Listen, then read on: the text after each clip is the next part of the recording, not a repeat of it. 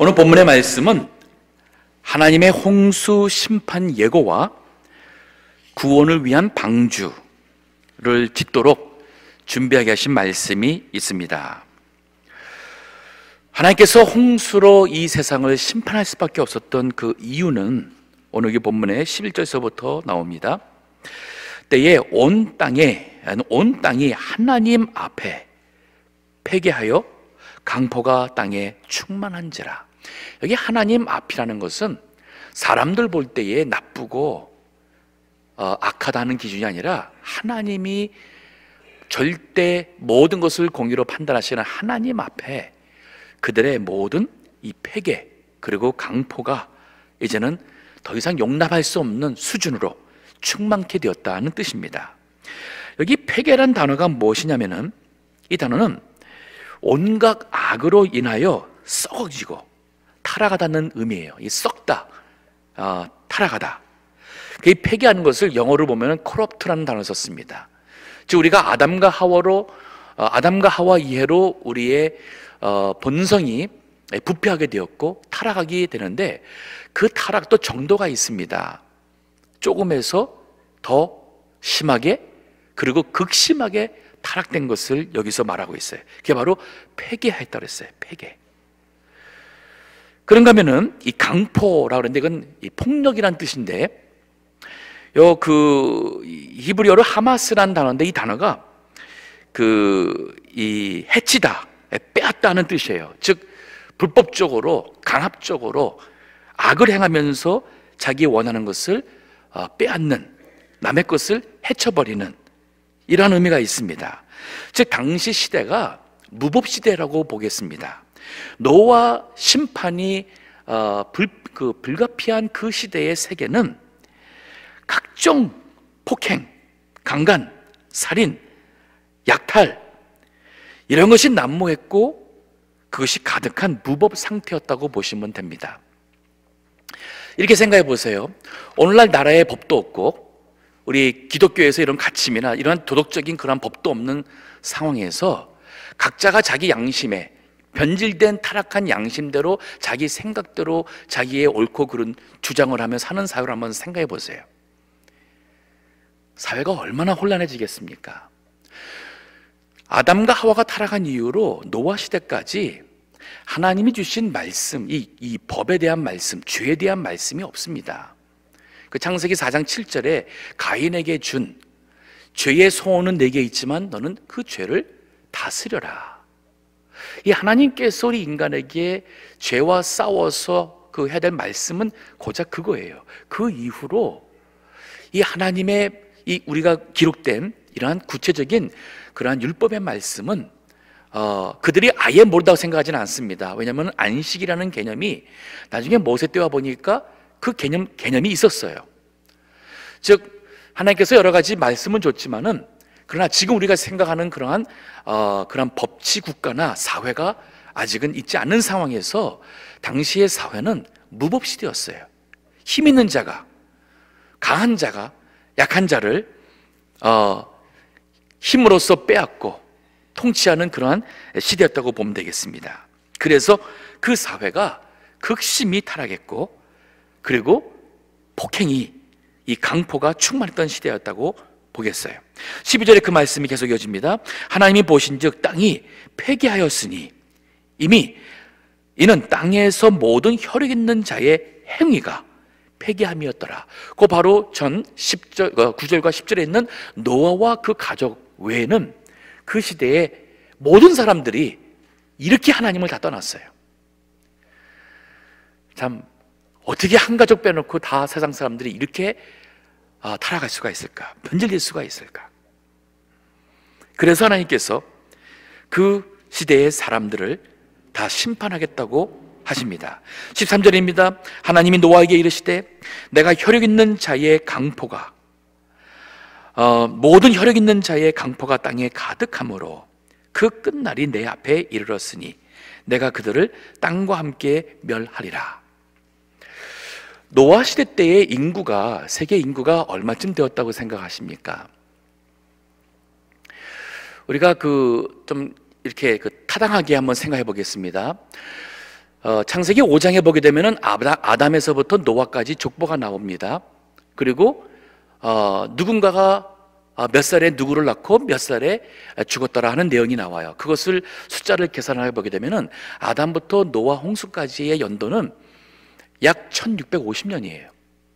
창조 이후로 노아 홍수대기까지 약 1650년이라는 세월이 흐르고 하나님의 심판합니다.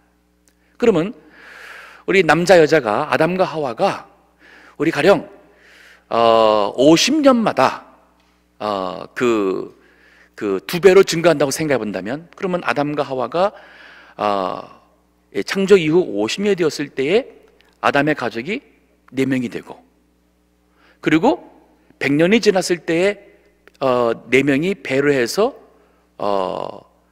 8명이 되고, 150년 차에는 8명이 6명이 된다 할 때에 이것이 33제곱이 됩니다. 그러면 2명에서 시작해가지고 약 50년마다 2배 한다는 것은 너무 무리한 그것은 아니겠죠? 뭐 병으로 혹은 전쟁으로 죽는 경우도 있으니까. 그래서 해보면은 그 2명에서 33번 이 제곱으로 1650년 동안에 인구가 얼마가 되냐면은, 놀라지 마세요, 85억 9천만 명이 됩니다. 85억 9천만 명. 이거를 40년씩 계산하게 되면은 이거는 이거보다 더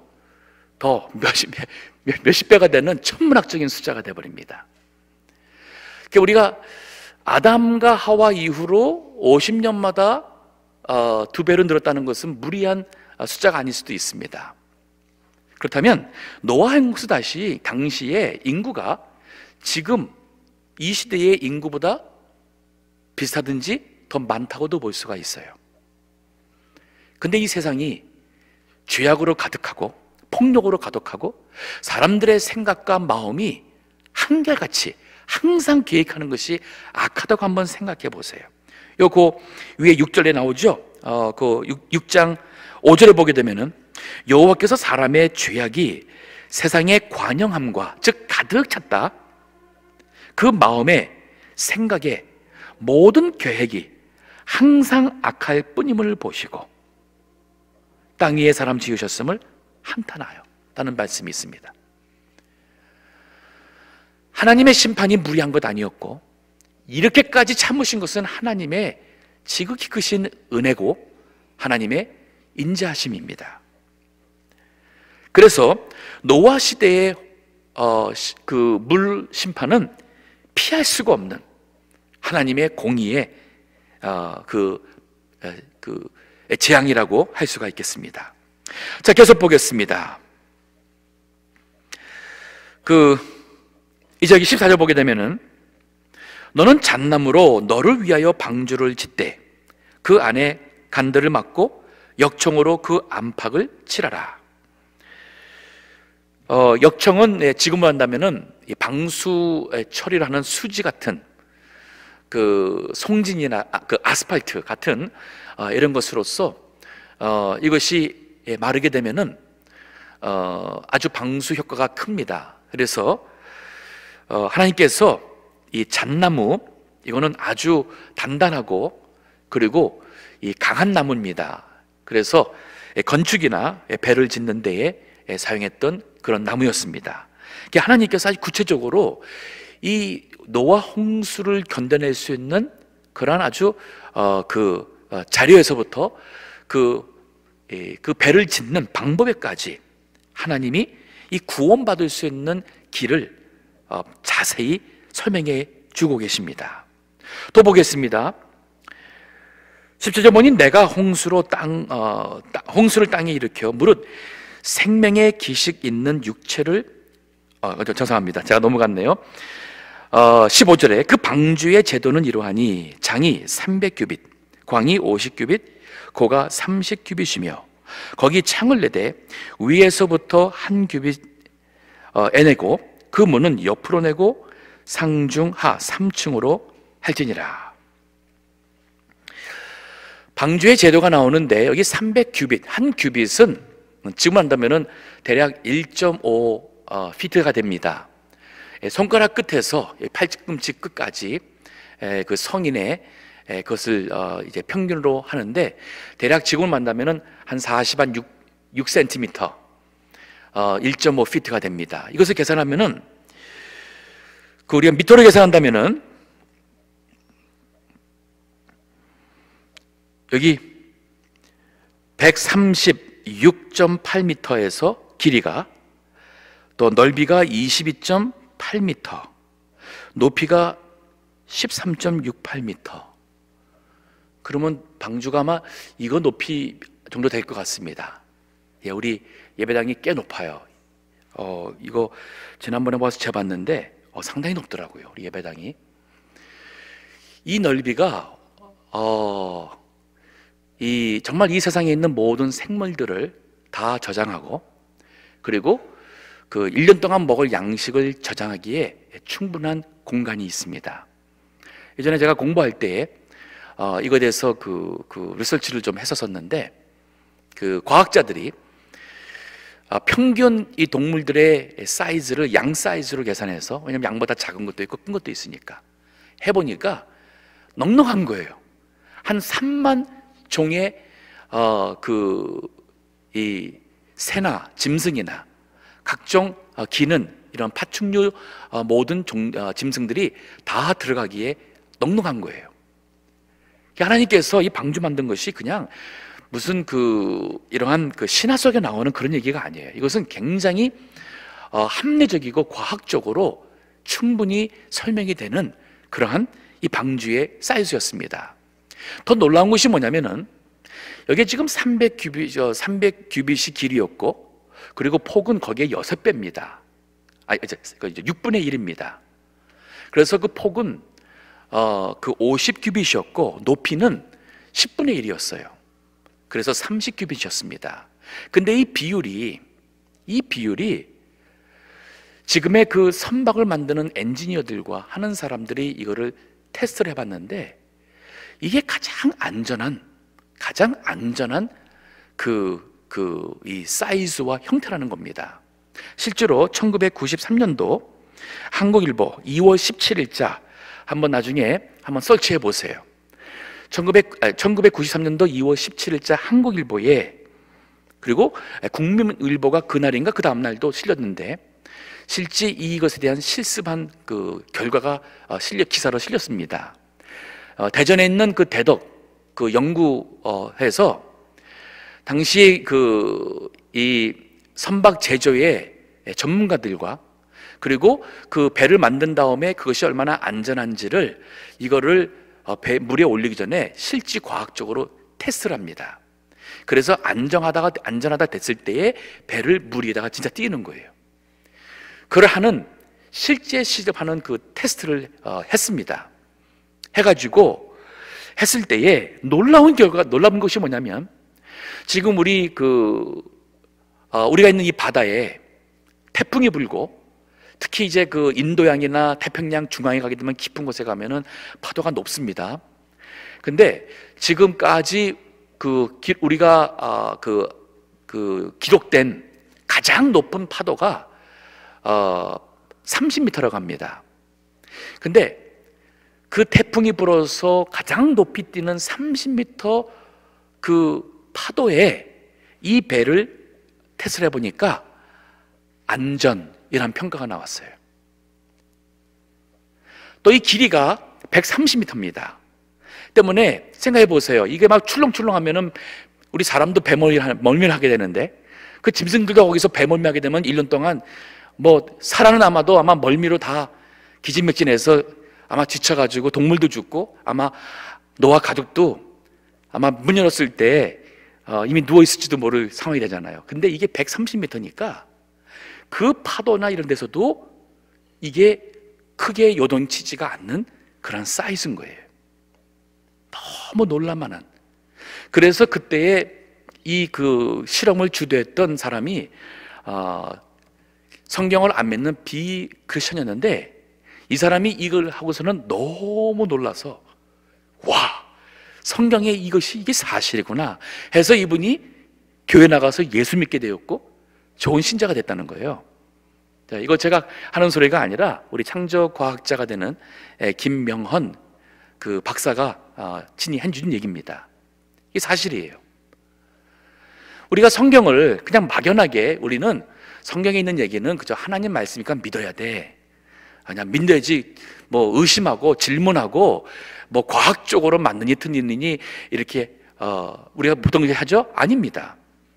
우리가 과학적으로 연구하면 연구할수록 또 고고학이 정말 정확하게 파고들면 파고들수록 또 역사를 우리가 바로하면 바로할수록 성경은 오히려 증명이 되지 성경이 비과학적이고 비역사적인 것이 아니에요. 안타까운 것은 하나님을 믿지 아니하고 성경을 모르는 인간들이 인간적인 그런 어떠한 그 생각에서 어떠한 가설을 과학적인 것처럼 하고서는 그것을 기준해가지고 다른 과학적인 것을 하기 때문에 문제가 되는 거예요. 과학자 말해서 다 사실 아닙니다. 과학자들 틀린 거 굉장히 많습니다. 지구의 나이 연도 계산한 것도 틀렸고 지금 지질학자들이 설명하는 모든 것도 다 틀렸어요. 나중에 노아 홍수로 인해서 나타난 이러한 질적인 변화와 이 지구 표면의 그러한 변화 이제 7장에 가서 또 설명해 드리겠습니다. 하지만 지금 과학자들이 말하는 것 같은 세상에 그거 옳지 않습니다. 진화론 그건 거짓이에요. 과학 아닙니다. 진화론은 가설입니다. 그 영어로도 theory라고 하지 science라고 말하지 않습니다. 이것은 이론이에요. 왜냐하면 진화론은 이 과학적으로 되기 위해서는 이것이 다시 한번 실습을 통해서 반복되었을 때의 똑같은 결과로 이게 계속 나올 때에 그것이 과학적인 데이터예요. 진화는 이것을 실습을 통해서 반복을 통해 진화가 이루어지는 것을 단 한 케이스도 과학적으로 증명도 할 수도 없고 우리가 알 수가 없습니다. 그래서 과거에 있었던 일을 우리가 인간적인 어떠한 추측과 나름대로 이성적인 논리를 기초로 해서 설명하는 것이 진화론이지 그거는 과학이 아니에요. 자, 이 노아의 방주 이 대단합니다. 정말 대단한 하나님께서. 그래서 요즘에 제가 오일 탱커죠. 그 유조선 그거 얼마나 큽니까? 이 사이즈나 이렇게 보게 되면은 여기 나와 있는 비율하고 비슷해요. 아주 비슷합니다.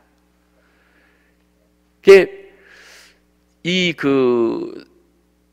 조선업에 종사하는 그러한 그 엔지니어들이 많은 경험과 그런 걸 통해 가지고 그들이 만들어낸 그 유조선이 이 배의 이 비율이 성경에 있는 노아 방주 그들이 이 노아 방주만 이것만 믿고 해서도 많은 시간을 세이브했었을 텐데 아마 오랜 세월 인간이 이러한 배를 만들어내고 수고를 많이 했습니다. 자, 계속 보겠습니다. 여기 17절에 내가 홍수를 땅에 일으켜 무릇 생명의 기식 있는 육체를 천하에서 멸절하리니 이는 땅에 있는 자가 땅에 있는 자가 다 죽으리라. 하나님께서 이 세상에 죄가 너무 가득하고 더 이상 방치해서는 하나님이 그 뜻하시고 계획하신 이 메시아를 보내고 이 세상을 구원해야 될 하나님의 일이 이루어질 수가 없는 거예요. 그래서 이 죄악된 모든 사람들과 짐승 생명을 하나님이 멸하시고 이제는 다시 노아의 자손을 통해서 거룩한 후손이 믿음의 후손이 나오게 하시고 그리고 또 그로 인해서 이 세상도 하나님께서 정화하고자 회복하고자 이 노아 홍수가 있는 겁니다. 노아의 홍수의 그 근본적인 의도는 깨끗게 함과 회복이에요. 그리고 하나님의 구속사를 이뤄가시기 위한 하나님의 뜻입니다. 성경에서도 우리 요한계시록에 보게 되면 새 하늘과 새 땅이 나옵니다. 하나님께서 모든 것을 회복하실 것입니다. 그 로마서 8장에도 이 자연세계에 있는 모든 피조물도 우리 하나님의 자녀들이 나타나는 것을 기다린다 그랬어요. 즉 하나님을 믿어서 구원받은 구속된 그 죄에서 씻음을 받아 이 구속된 하나님의 자손들이 나타나기를 바라는 것은 그로 인하여서 하나님이 이 세상 모든 피조물도 새롭게 구속하실, 새롭게 하실 그날을 피조물도 사모한다는 말씀이 있습니다. 자, 그러면서 여기 지금 언약이 나와요. 하나님께서 아담과 하와에게 네 여자의 후손을 통해서 내가 뱀의 머리를 상하겠다는 그런 언약이 있었지만, 여기 노아와 하나님께서 이 언약 관계를 맺게 됩니다. 여기 18절 보게 되면은, 그러나 너와는 내가 내 언약을 세우리니 너는 네 아들들과 네 아내와 네 자부들과 함께 그 방주로 들어가고 혈육 있는 모든 생물을 너는 각기 암수 한 쌍씩 방주로 이끌어 들여 너와 함께 생명을 보존케 하되, 새가 그 종류대로 육축이 그 종류대로 땅에 기는 모든 것이, 이건 파충류입니다. 아마 뱀도, 하나님도 왜 뱀을 이렇게 하셨는지 모르겠지만은 또 도마뱀이랄까, 이 모든 이러한 이 기는 것들도 하나님께서 종류대로 둘씩 노아에게 나오게 했습니다. 그리고 생명을 보존케 하라 하고 명령하셨습니다. 여기 그 언약이란 단어가 여기 이제 나오게 되는데, 이 베리트란 뜻입니다. 여기 육가 가다 보니까 어느 교회 이름이 베리트 교회인가 학교 이렇게 있는 걸 보았는데, 이 뜻이 뭐냐면은 쪼개다란 뜻이에요. 가르다, 쪼개다. 그 문자적으로는, 즉 과거에 그 언약을 맺을 때에 짐승을 반으로 잘라가지고 그 사이를 지나가면서 언약을 맺는 관습이 있었습니다. 그게 어떤 의미냐면은, 이 언약을 어기는 사람은 짐승을 반조각 내어서 그 생명 반조각 낸 것처럼 언약을 어기면 생명을 대신한다는, 그만큼 언약을 맺는다는 것은 목숨을 걸어서까지 지키는 것이 바로 언약 관계예요. 하나님께서 노아와 언약을 맺으십니다. 우리 인간이 하나님한테 언약하십시다 한 게 아니에요. 하나님이 전적으로 100% 인간에게 언약으로 하나님이 자신의 모든 주권과 하나님의 참 그 능력을 인간에게 이 제한을 해가지고 인간과 그 언약을 맺어서 하나님의 그 언약의 말씀을 믿는 자에게, 그 믿고 순종하는 백성에게 하나님의 구원의 은혜를 주시는 것이에요. 이제 이 언약이라는 것이 좀 더 가서 아브라함과 하나님이 언약을 맺어요. 이삭과 언약을 맺습니다. 또 나중에 다윗과 언약을 맺으며, 즉 하나님께서 이 시대마다 언약을 통해서 하나님의 백성에게 다시 한번 믿음의 확신을 주시고 약속을 주시고 하나님의 말씀을 통하여 구원을 받을 수 있는 은혜를 베푸신 것이 노아 이후의 구약시대의 축복입니다. 신약의 우리 같은 경우는 그 언약의 완성이 되신 예수 그리스도를 통해서 언약을 주셨어요. 누구든지 저를 믿는 자마다, 즉 예수 그리스도를 믿는 자마다 멸망치 않고 영생을 얻는다는 이 언약이 바로 복음이에요. 그러니까 우리가 성경을 창세기에서부터 이 모든 것을 우리가 잘 바르게 알고 보면은 성경이 한 피스예요. 정말 놀라운, 하나님이 이 죄악으로 타락된 인간들을 구원하고자 하시는 처음부터 끝까지 변함없는 하나님의 한결같은 인간을 향한 사랑, 죄인을 향한 하나님의 사랑과 베푸시는 그 은혜, 이것이 바로 성경입니다. 자, 여기 하나님께서 그 종류대로 다 구원을 받도록 했습니다. 그것은 하나님이 거룩한 씨를 보존하여서 다시 새로운 세상에 하나님의 축복을, 구원하시는 하나님의 일을 보여주기 위해서 하신 겁니다. 그리고는 여기 그 21절 보게 되면 너는 먹을 모든 식물을 네게로 가져다가 저축하라. 이것이 너와 그들의 식물이 되리라. 여기 흥미로운 게 있어요. 홍수로 죽을 수밖에 없는 인간을 구원받을 수 있도록 방주를 짓도록 하고 그 모든 것을 하신 분은 하나님이셨어요. 전적으로 하나님의 은혜예요. 하나님이 심판이 있다는 것을 일러주지 않았어도 노아는 죽었을 것이고, 또 살아남을 수 있는 방주를 하나님의 말씀대로 만들라고 그 말씀을 주지 않았어도 인간은 죽었어요. 근데 하나님께서 참 은혜로서 구원받을 수 있는 방주를 만들게 하셨어요. 근데 하나님이 인간의 믿음의 순종을 요구하는 것이 있어요. 여기 같은 경우는 1년 동안 먹을 양식은 네가 준비하라는 거예요. 그렇죠? 하나님이 양식 준비해 줄 수 있습니다. 근데 안 해주셨습니다. 우리가 구원도 그렇습니다. 전도도 그렇습니다. 선교도 그렇습니다. 보면은 엄격히 말하면 모든 것이 하나님이 하시는 거예요. 구원도 하나님의 은혜가 아니면 우리가 믿어질 수도 없고, 회개하는 우리 마음에 이 돌이킴도 있을 수 없어요. 이것도 하나님의 은혜고 성령의 감동이 있기 때문에 우리가 회개가 나오고 그 강팍한 마음이 부드러워지는 것이고 믿어지는 것이에요. 자, 근데 하나님께서 우리 인간에게 믿음에서 나오는 순종과 희생을 요구하고 있어요. 제가 이전에 선교는 하나님이 하시는 것이라는 얘기를 했었습니다. 이게 선교의 가장 기본적인 개념이에요. 많은 분들이 교회를, 선교는 교회가 하는 걸로 생각해요. 그래서 마치 교회의 사역 중에 하나로 생각합니다. 앞으로 준비가 되면 선교하겠다, 복음 전하겠다. 천만에요. 교회가 존재하는 이유가 선교예요. 또 하나님께서 선교를 위해서 교회를 세우신 겁니다. 그리고 선교는 하나님이 하시는 거예요. 즉 교회는 선교하시는 하나님께 순종하는 것이지, 우리가 하나님을 위해서 소위 선교를 해가지고 하나님에게 도움을 준다, 이 개념은 굉장히 잘못된 개념이에요. 근데 우리가 이 칼빈주의에서 하나님의 주권을 믿고 선교하시는 하나님을 믿는데, 그럼 우리가 나가서 전도할 필요가 없잖아요. 하나님이 하실 텐데. 이게 바로 잘못된 개념이에요. 이 하나님이 선교를 하시지만은 그 하나님의 택한 백성을 구원하기 위해서 하나님의 사람을 보내는 거예요. 그러면 그 사람이 가서 거기 가서 하나님의 말씀대로 입을 통해서, 사랑을 통해서, 희생을 통해서 순종할 때 하나님은 그 생명을 구원하시는 거예요. 이게 바로 방주에서도 하나님이 말씀하신 거예요. 물론 영적으로 이 방주가 예수 그리스도를 예표한다고 볼 수가 있습니다. 누구든지 하나님께서 우리가 구원받을 수 있도록 예수 그리스도를 주신 겁니다. 이건 100% 하나님의 은혜예요.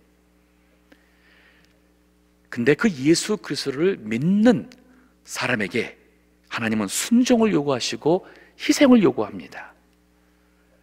그리고 예수님 믿는데 첫째는 모든 것이 다 하나님의 은혜, 이 개념에서 모든 영광과 존귀는 하나님께 돌리되, 그래서 우리가 아무것도 안 하고 가만히 있다는 것은 이건 잘못하는 거예요. 그러나 네 먹을 것, 이 짐승을 위해서 너의 책임 아래 네가 돌봐야 될 이 짐승들의 1년 먹을 양식은 네가 가서 준비하라는 거예요. 주일하는 것도 그렇습니다. 모든 것을 하나님의 영광을 위해서 하나님의 뜻을 따라 하나님의 일하는 것이 우리의 본분이죠. 그럼 하나님께서 하실 거니까 우리가 그저 하나님이 하실 텐데 천만에요. 죽도록 충성하라 그랬잖아요. 맡은 자에게 구할 것은 충성이니라. 또 고린도전서 4장 2절에 그랬습니다.